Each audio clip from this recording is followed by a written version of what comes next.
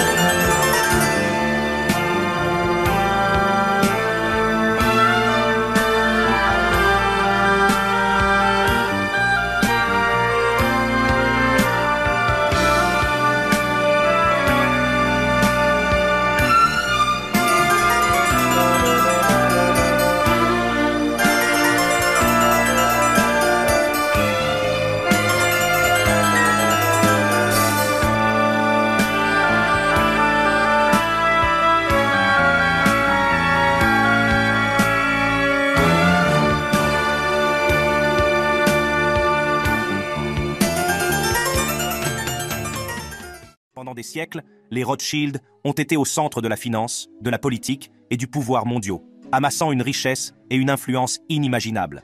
Mais derrière leur façade opulente se cache un monde obscur de sociétés secrètes, d'agendas cachés et de prétendues manipulations des événements mondiaux. Et la théorie du complot la plus choquante concernant Jacob Rothschild est sans doute celle qui affirme qu'il est membre des Illuminati, une société secrète censée contrôler les affaires du monde. Les Illuminati seraient composés de l'élite mondiale, notamment de personnalités influentes de la politique, de la finance et du spectacle. Bien qu'aucune preuve concrète ne vienne étayer cette théorie, elle continue de captiver l'imagination des amateurs de conspiration. Dans notre quête pour découvrir la vérité sur Jacob Rothschild et la dynastie Rothschild, nous devons examiner leur implication présumée dans des événements historiques majeurs. L'un de ces événements est la bataille de Waterloo en 1815, qui a marqué un tournant dans l'histoire de l'Europe. On pense généralement que Nathan Rothschild, l'un des fils de Mayer Amschel Rothschild, a utilisé son vaste réseau de courriers et de pigeons voyageurs pour obtenir avant tout le monde des informations privilégiées sur l'issue de la bataille. La légende veut qu'il ait reçu la nouvelle de la défaite de Napoléon un jour entier avant le gouvernement britannique, ce qui lui a donné un avantage considérable sur le marché boursier. Nathan Rothschild aurait ainsi fait fortune en manipulant le cours des actions et en achetant des actifs à des prix défiant toute concurrence. Cet incident a alimenté les spéculations sur la capacité des Rothschild à manipuler les marchés mondiaux et à tirer profit des événements géopolitiques. Certains théoriciens affirment que leurs activités caritatives ne sont qu'une façade, utilisée pour masquer leurs véritables intentions et détourner l'attention de leurs prétendues activités néfastes. Ils affirment que la famille utilise la philanthropie comme un moyen de gagner en influence et de manipuler la perception du public. En outre, les liens présumés des Rothschild avec des sociétés secrètes telles que le groupe Bilderberg et le Council on Foreign Relations ont suscité des interrogations. Ces organisations sont considérées comme des plateformes permettant à l'élite mondiale de discuter et de façonner les événements mondiaux. En outre, les liens supposés des Rothschild avec des sociétés secrètes et des pratiques occultes ont suscité des spéculations. Certains théoriciens suggèrent que la famille est impliquée dans des rituels et des cérémonies ésotériques, exploitant des forces obscures pour maintenir son pouvoir et son influence. Bien que ces affirmations manquent de preuves concrètes, elles alimentent la fascination et l'intrigue qui entourent les Rothschild. Histoire et influence de Jacob Rothschild et de sa famille. La famille Rothschild, synonyme de richesse, de pouvoir et d'influence, a marqué l'histoire économique et politique de l'Europe pendant plus de 2 siècles. Lorsque l'on dispose de la plus grosse fortune familiale, il est naturel d'organiser une fête dans le château le plus chic de France. Cependant, dans les coulisses de cette soirée extravagante se cachent le secret et le mystère. Les images de ces réunions exclusives dépeignent un monde étrange où l'élite vient jouer. On se croirait dans un véritable Alice au pays des merveilles, mais avec des majordomes qui font semblant d'être des chats au lieu d'arborer un sourire du Cheshire. Ils se livrent à des actes qui vous amènent à vous demander si vous êtes à une fête ou dans une scène d'un tableau de Dali. C'est le genre de fête où l'on s'attend à l'inattendu et à bien d'autres choses encore. Dans cette vidéo, nous verrons des images troublantes des fêtes de Rothschild. Le décor est planté pour l'événement le plus extraordinaire qui soit, le bal surréaliste. Dans la nuit du 12 décembre 1972, Marie-Hélène va libérer son propre chef-d'œuvre surréaliste, captivant les invités dans une nuit qu'ils n'oublieront jamais. Mais que s'est-il passé exactement au bal surréaliste ? À quoi ressemblaient les costumes? Et quel secret se cache derrière la façade extravagante? Surprise. Des serviteurs et des valets déguisés en chats s'amusaient à se tripoter et à faire semblant de dormir le long de l'escalier principal, ajoutant un élément de fantaisie à l'atmosphère. Si les invités se perdèrent dans le labyrinthe, ils pouvaient faire appel à un majordome félin pour les aider à retrouver leur chemin. Les invités finissaient par se rendre dans la salle à manger, où un festin surréaliste les attendait. Les tables étaient ornées de tortues taxidermistes et les assiettes étaient recouvertes de fourrure. Mais la pièce maîtresse la plus frappante était un cadavre de mannequin reposant sur un lit de rose, servant de plateforme à la nourriture. C'était un spectacle à la fois effrayant et captivant. L'expérience gastronomique elle-même n'était rien moins qu'extraordinaire. Les fourchettes étaient remplacées par des poissons morts, ce qui ajoutait une touche de bizarrerie au repas. Le menu était rempli de jeux de mots cannibales omnilingues, avec des plats comme le surloin, la soupe extra-lucide et mon plat préféré, le fromage de chèvre rôti dans la tristesse post-coïtale. Parlons maintenant des costumes. Les invités ont véritablement adhéré au thème du surréalisme en portant des tenues qui repoussent les limites de l'imagination. Marie-Hélène elle-même portait une tête de cerf géante sertie de véritables diamants, un véritable spectacle. Audrey Hepburn, l'actrice emblématique, portait un chapeau en forme de cage à oiseaux rempli d'oiseaux vivants, ajoutant une touche de fantaisie à son ensemble. Salvador Dali, le célèbre peintre surréaliste, a conçu plusieurs costumes pour l'événement, mettant ainsi en valeur son sens artistique. Cependant, il a choisi de ne pas porter de costume lui-même, laissant ses créations occuper le devant de la scène. La parfumeuse Hélène Rochas s'est fait remarquer avec un gramophone sur la tête, tandis que d'autres invités portaient des masques et des accessoires inspirés d'œuvres d'art célèbres, comme une pomme devant le visage en clin d'œil au Fils de l'homme de René Magritte. La présence du mannequin Marissa Berenson, qui a joué dans le film de Stanley Kubrick, Barry Lyndon, a ajouté un lien intéressant entre le bal surréaliste et la scène du bal masqué de Kubrick dans son dernier film, Eyes Wide Shut. Au fil de la nuit, les invités ont été plongés dans un monde onirique d'opulence, de secrets et d'expression artistique. Le bal surréaliste est devenu un terrain de jeu pour l'imagination, où la réalité se confond avec la fantaisie et où les limites des conventions sont repoussées à leur paroxysme.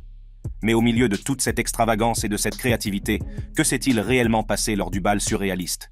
Y avait-il des messages cachés ou des significations plus profondes derrière la façade surréaliste? D'anciennes croyances concernant l'adoration du diable suggèrent que le fait de retourner des lettres ou des symboles chrétiens est un signe de rituel démoniaque. Certains pensent que cela s'est produit lors du bal, mais il n'y a aucune preuve d'un quelconque rituel, diabolique ou autre. D'autres affirment que le bal était truffé de symboles francs-maçons et Illuminati, comme les sols en damier. Il est vrai que les francs-maçons utilisent des sols en damier, mais ils considèrent qu'ils représentent l'équilibre entre le bien et le mal, en remontant jusqu'à l'Égypte ancienne. Le labyrinthe à l'entrée est considéré comme un symbole du voyage de la vie vers la complétude et la connexion avec une puissance supérieure. Certaines personnes pensent que les poupées sur les tables de la fête font allusion à des sacrifices humains, mais il n'y a aucune preuve de cela. L'actrice Marissa Berenson a assisté à la fête et a ensuite joué dans un film de Stanley Kubrick. Kubrick a filmé un bal masqué dans une propriété appartenant aux Rothschild qui ont organisé la fête. Certains pensent qu'il s'agissait d'un message secret sur leur pouvoir, mais il est plus probable qu'ils voulaient simplement être bizarres. Good evening, sir. Good evening. Password, sir? Fidelity. Thank you, sir.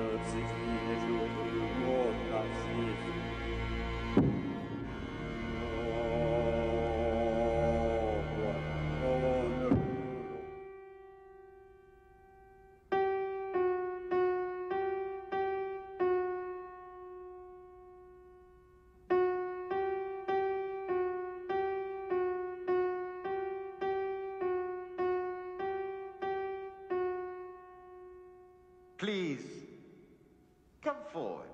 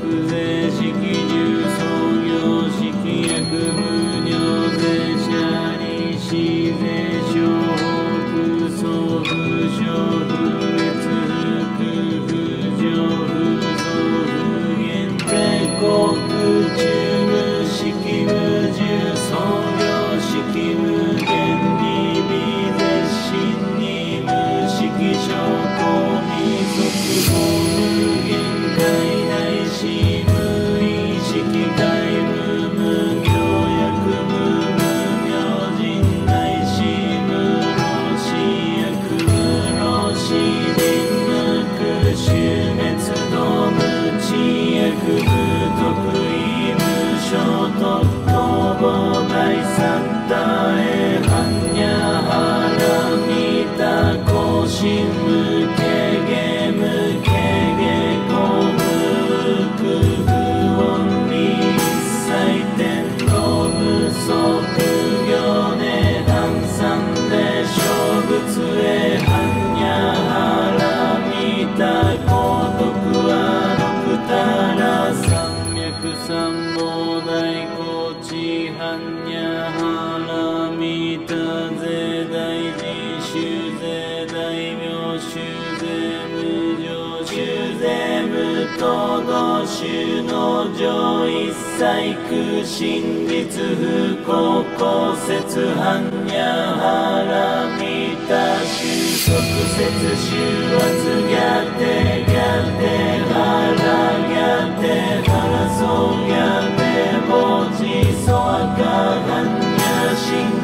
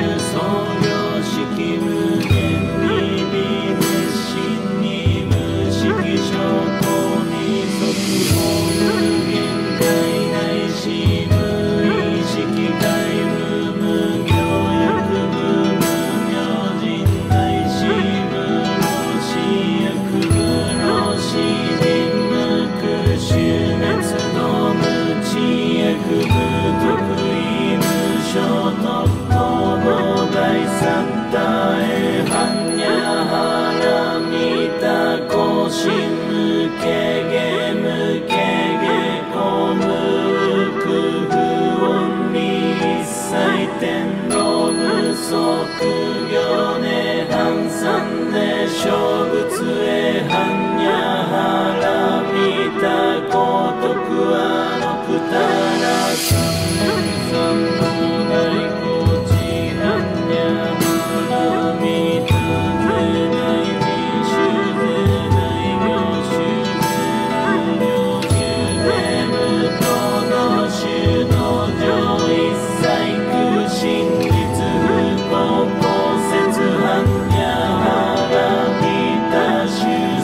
説収圧ギャテギャテハ